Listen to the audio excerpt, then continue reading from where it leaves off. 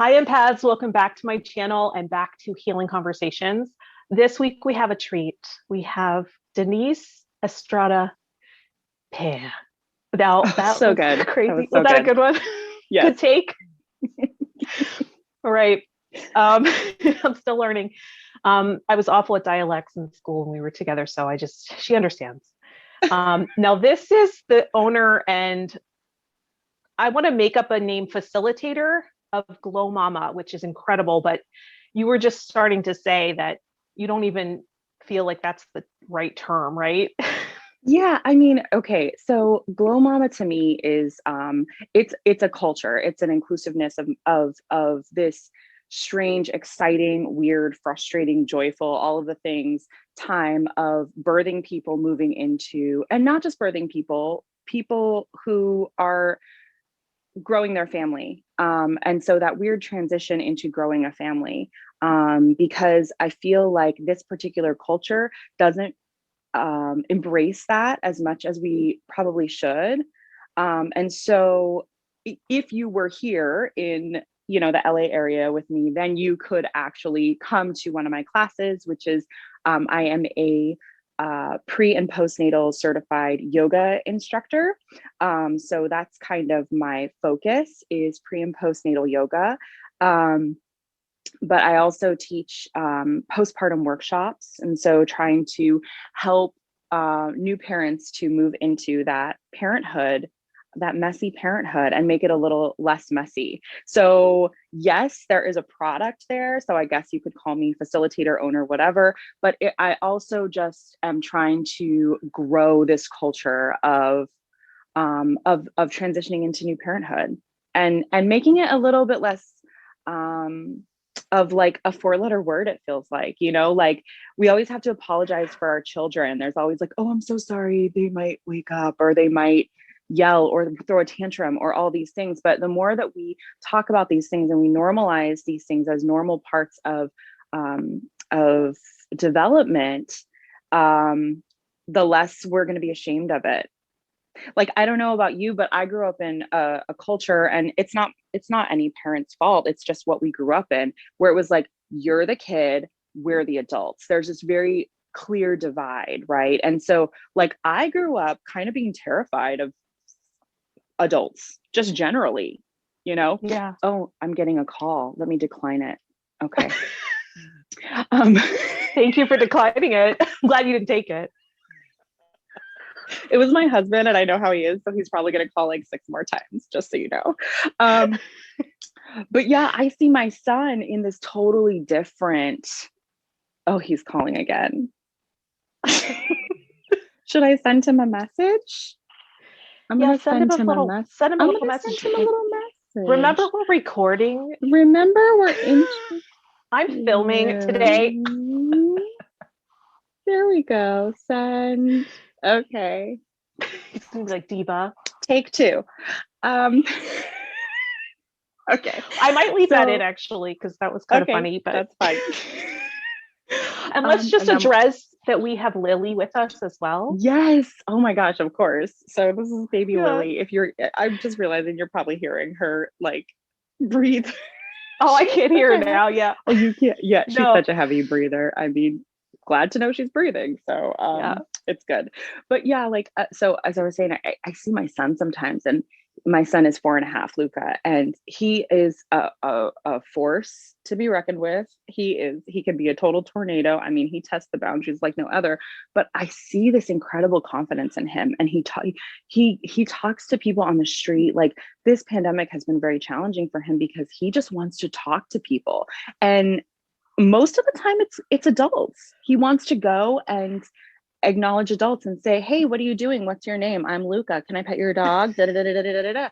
And I look at him and I think, I would have never done that at that age. Like, Yeah. I was scared to cross that line a little bit. So I think it's really lovely that we're kind of coming into, as a culture, this idea that like children are not these alien beings from us. They're the beginning of who we are as adults, and we need to treat them that way. So I'm part of I hope I'm part of helping that idea to grow.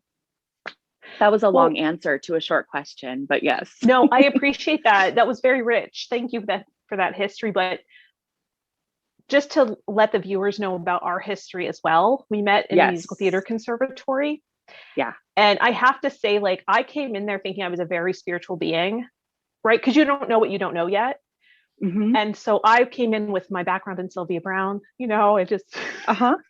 Totally. and so I knew everything. And then running into you, and I was like, oh, there's people out there that have actually had exposure to things. You know what I mean?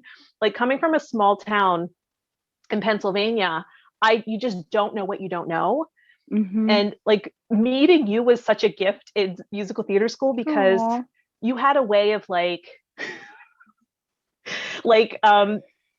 subtly letting me know when I was saying things that were kind of weird or like Really? I naive or hope not. misinformed. Oh, okay. No, but Interesting. I felt nurtured by it. Like I felt like it was Yeah. in a way that was like you would never be like, that's a weird idea, or like or like, okay, you're thinking kind of, unrealistically. You would kind of just give me this little like smile. And I think about that sometimes because it was just such a like, you didn't have to say anything to me, you just conveyed so much to me. And it's funny how I'm slightly older than you, but I always felt like you Yeah. were a mentor to me in that way of Oh, like, I feel like I was judging you, and I apologize for that. no, I didn't If feel it was judged though. judgy.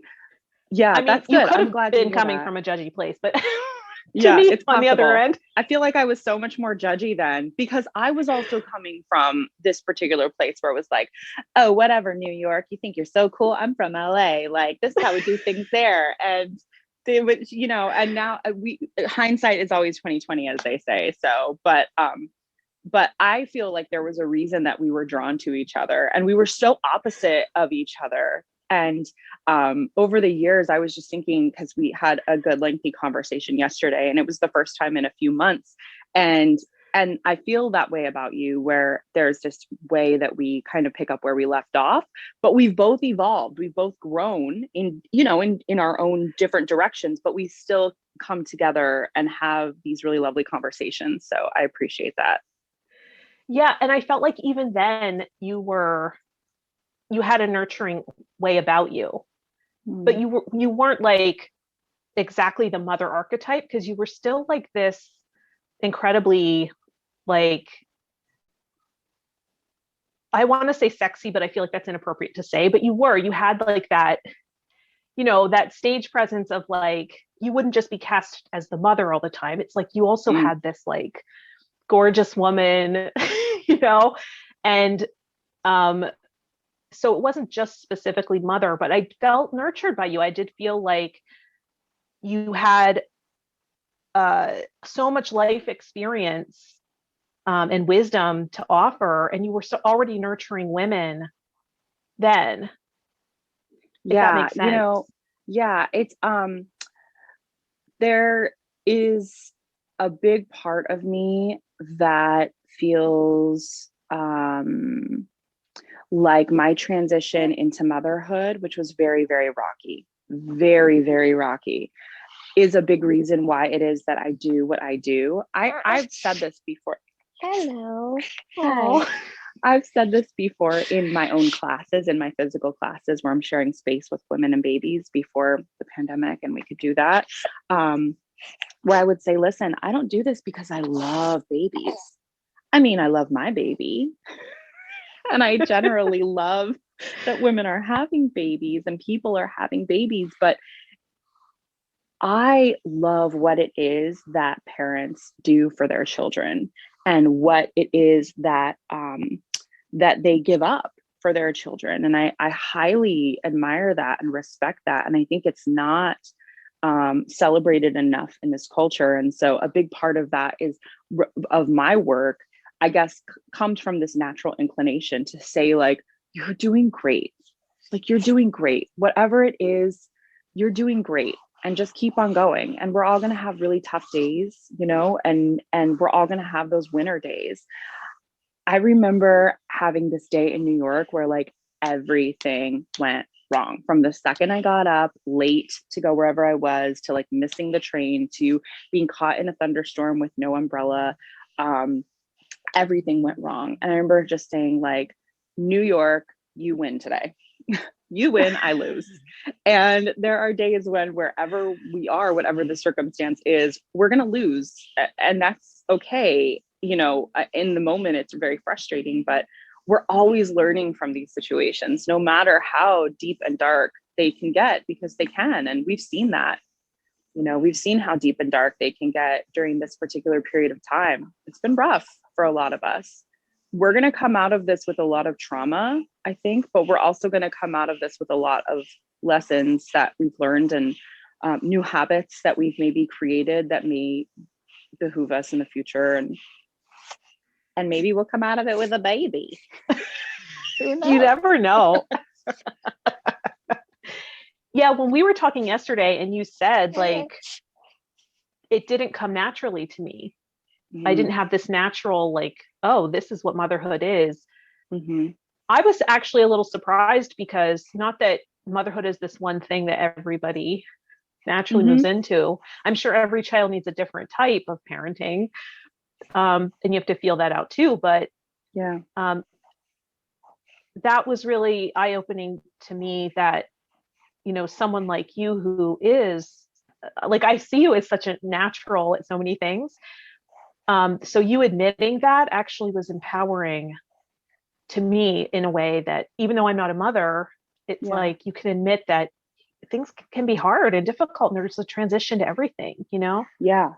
Well, it's funny because I, you know, as I would try to justify it in my own mind, it was because, you know, like I said to you yesterday, I didn't have, I can talk about it now because it's 4 years later, but with my first, I didn't have that aha moment, like, oh my gosh, I'm suddenly a mother, and this is the most beautiful little being I've ever seen in my life, and my heart is opening up with joy. I didn't have that experience that a lot of moms talk about, and I really mourned that. And then on top of it, you know, with like you or any of my other contemporaries, it's like, okay, you're a person that understands language and communication, and you have somewhat rational thought at any point during the day. Babies are not that. So, you know, they're not rational beings. They're little balls of impulse and intuition, which we can't always read if we don't speak that language right away, right? So, and that is a language that you have to learn by observing and spending time with this little being. And so in that way, I feel like nurturing comes very naturally to me, but it's usually when I speak that language.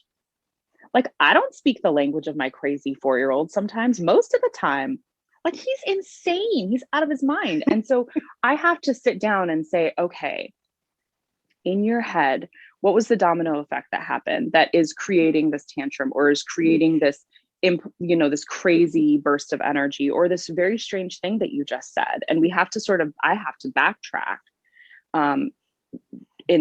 during events to kind of be like, okay, I want to understand you. So, and we can't do that through the language that we speak sometimes. It's very like, it comes from this like primitive place with children, and to tap into that can be really frustrating, but it's also really a gift. It's such a gift for us to be able to kind of delve deep and go to this primitive place to try and understand this communication. And did, you know, being a performing artist, I don't even know if that's the right word, because I imagine someone on the street in NYC doing like a weird robot dance, but so I don't know if that's the right term, but like being an artist, you know, and an actress and a singer, and having to work with energy and get in touch with that part of you that can perceive things that aren't verbal. Do you think that supported the process there? Like, do you access that same part? Oh.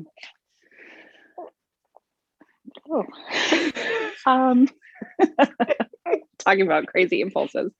That's an interesting question. I think that, I don't know about you, but when, what you mad about? What you mad about? You just want to face that way now. Okay. I don't know about you, but there have been a few times, it's not every time. And I think this is what performers chase after, right? If you're a singer or an actor or a dancer or some sort of performing artist, I think that you chase after, and maybe I'm just speaking for myself, but this sense of alignment that happens. And it doesn't happen every time. And if you're a Broadway performer, you're doing this 8 times a week, and you're not always accessing this. Sometimes you're just going through the steps. You're just like executing the technique, and that's enough for a lot of the audience members. But it might not be enough for you as the performer. And so you're chasing this this sense of like completeness and alignment and fullness and richness. And it is spiritual when that happens. It's very strange. As a singer, I've been singing. I used to hate when people would say, "Oh, are you an aspiring singer? Aspiring." I'm like, I'm not aspiring. I was born to do this, right? And just because I don't do it for money at any particular point in my life, it doesn't make me any less of that person, right? So I will always be an artist. I will always have that sort of perspective and observation, and I'll always be a singer. And so I've been singing, sadly, at weddings and funerals, right? I think that's like every singer's kind of first gig is weddings and funerals, since I was a little girl. And there was one funeral I remember, and I was singing Amazing Grace with a baritone, and we were in this huge, not a cathedral, but it was a Catholic church, and the acoustics were incredible. And it's kind of sad that it's like this terrible, Right. situation, but I'm like, wow, these acoustics are great. But again, it's the mind of a singer. So we're like executing these harmonies, and they're so perfect. Like they could not be more perfect. And I felt this lift in my body, like a physical lift in my body. And it felt like there was this ringing in my head. It may have had to do with the perfection of this harmony. But I think it also had to do with this feeling that we chase of like musical or artistic perfection. And there were these moments during that particular song that that I'm like, oh man, that was it. It felt like a high. It felt like this, it's like a high, and you come off of it and all you want is to have that again, And I remember having a couple of gigs after that and thinking like, okay, here we go. And it didn't happen. Like it sounded good, but I didn't have that experience. So I forgot, what was the question? And that alignment and ability to sort of attune to something. Yes. And have that inner experience. Yes. I was wondering if that translated to relating to somebody who's in impulse. So that particular sense of lift and alignment, it does help to have tapped into that before when you're dealing with little balls of energy that you're trying to read. But it's exhausting, right? Because I think a big part of that is being absolutely the most fully present that you could possibly be. You're so present doing that.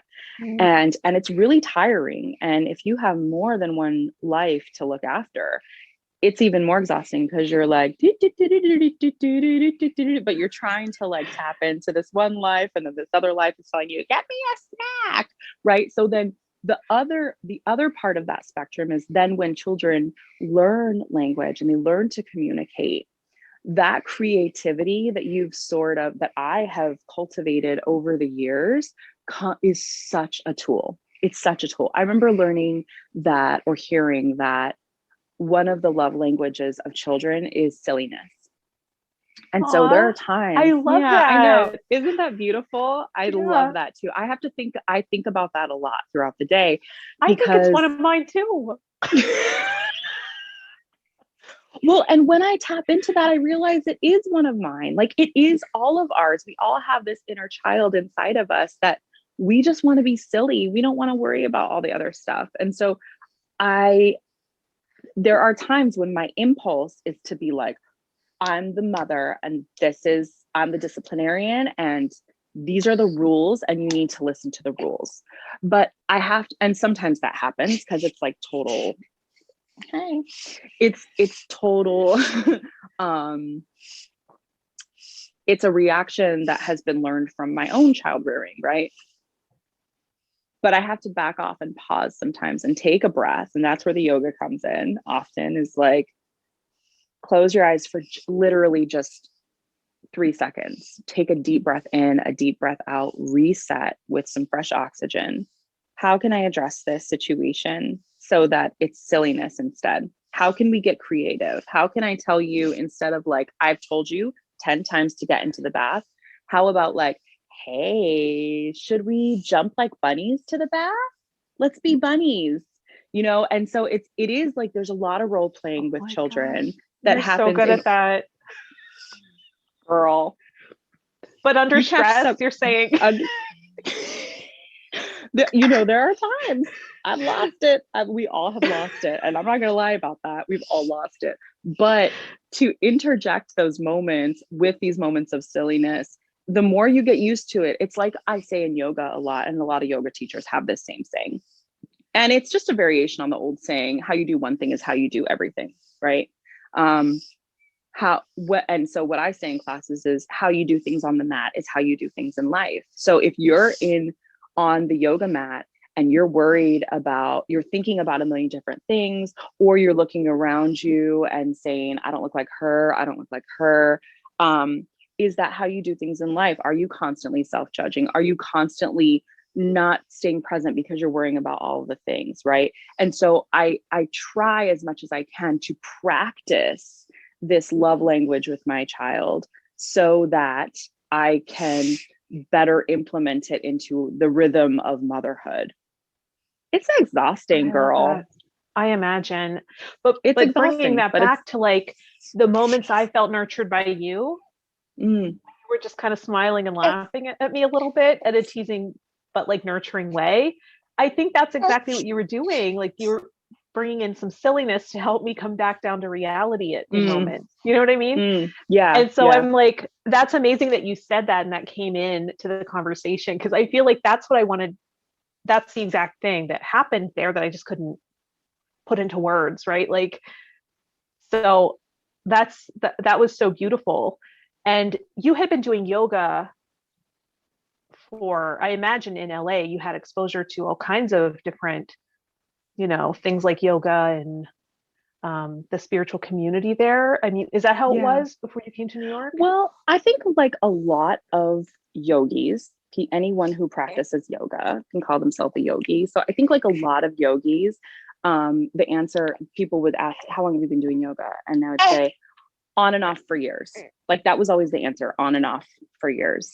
And so I had been doing it on and off for years, and sort of like you, kind of dabbling into like the spiritual arts. I did read a lot of Sylvia Brown. I always called myself spiritual, not religious, even though I was, raised in a religious household. But when I had my son and I was having a really hard time transitioning into motherhood, one of the things that got me out of the house was baby and me yoga. And that was more about just being out with other grown-ups who spoke English with me as opposed to this little baby. Which was fine. That's a great invitation. That was a great door to open up into the actual studying of yoga. And so it wasn't until then, so I'd been practicing for about 15 years on and off for about 15 years before I decided this is really something that I'd like to do. When I come to this class, I feel welcomed. I don't feel judged, and my body feels good. And when your body feels good, your spirit feels good, or at least better, right? And it felt very healing during this time of sort of a lot of guck and muck that I was sort of wading through. mentally, emotionally, and spiritually. And so when I decided to do my 200-hour yoga training, I realized how much more the art of yoga is, the practice of yoga is, than just the physical practice, the physical asanas, as we call them, just getting into a shape. That's just the beginning. Like, it's like anything spiritual. Like, you've got this onion, and you have to access the first layers and take off the skin first, and that's the physical asana. But it's only the beginning. What we call the physical practice is only one of 8 limbs of yoga, and so it is about accessing that first, most accessible part of the practice. But then going deeper and deeper and deeper. So yeah, I would say that the physical practice of yoga was a good start, but to actually learn about the history of and the philosophies of yoga started with the birth of my son. Oh, wow. Yeah. And then I did a prenatal and postnatal additional training. So it was 85 more hours that I did, because that was really the community that I wanted to serve. And then I did a postpartum doula training, which is also a part of the information that I bring to a lot of these classes. I am not a practicing postpartum doula right now, because you can't with young kids. I mean, I'd rather be around my own children than to help with other people's children at this time. But once they're in school, I can see myself going to move into that again, because I really love supporting new parents. I just think it's so important. Well, I was checking out your Instagram, and you had led some prenatal yoga. There was one video in particular I noticed there, and I was watching, and you really help, women put into perspective the misinformation that's out there, and kind of get in touch with the truth. And like, one thing in particular that stood out is, like, you might hear don't do any twisting, but you're just doing it from your spine. It's not harming the baby. So I love that you're helping women really understand their bodies and have more authority and ownership over it, and more comfortable in it, and setting up expectations. I mean, that's one of the reasons when I started doing like Reiki and hands-on work and stuff, I wanted to bring it to you. I wanted to share it with you. I remember that. That was so beautiful. You created such a breakthrough for me. I remember that. I don't know if you remember, because you probably had lots of sessions since, but it was very early on when you had just maybe finished your first training, and you did this session, and you spent a lot of time on my feet. I remember you telling me, your poor little New York feet. I remember you saying that, which is funny because I'm a size 10 and a half feet. So I was like, thank you for calling my giant feet small. But then you worked your way up my body, and speaking about this thing that happens when you're, artistically aligned, I felt like you were working on my head for quite a bit.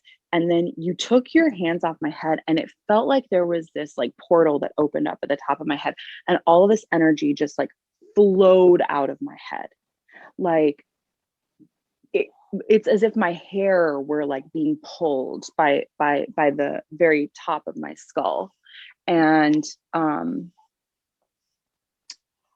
I didn't know anything about chakras at that time, but all that I knew was like something crazy happened there, and it felt really good. It felt like it gave me that feeling of being aligned, and I'll always remember that.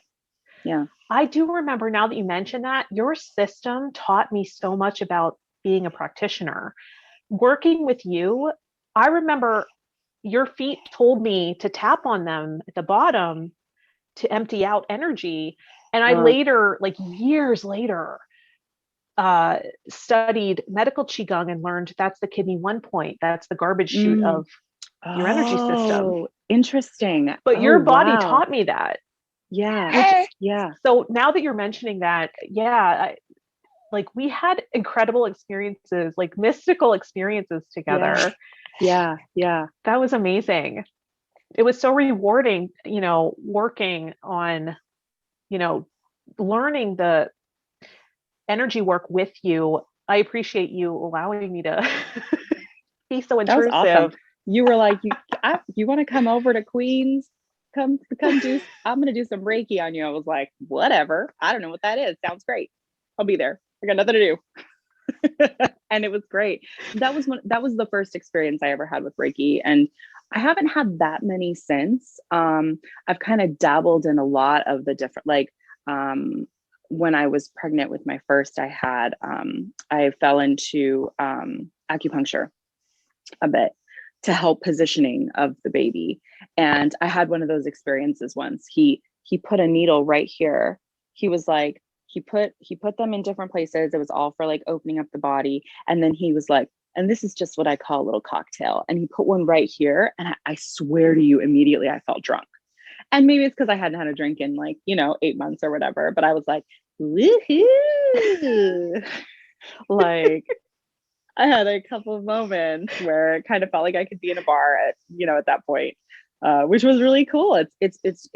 It's really satisfying, I think, for anybody to have a physical experience when it comes to pressure points or meridians or whatever it is that you're working with. I think it's really cool.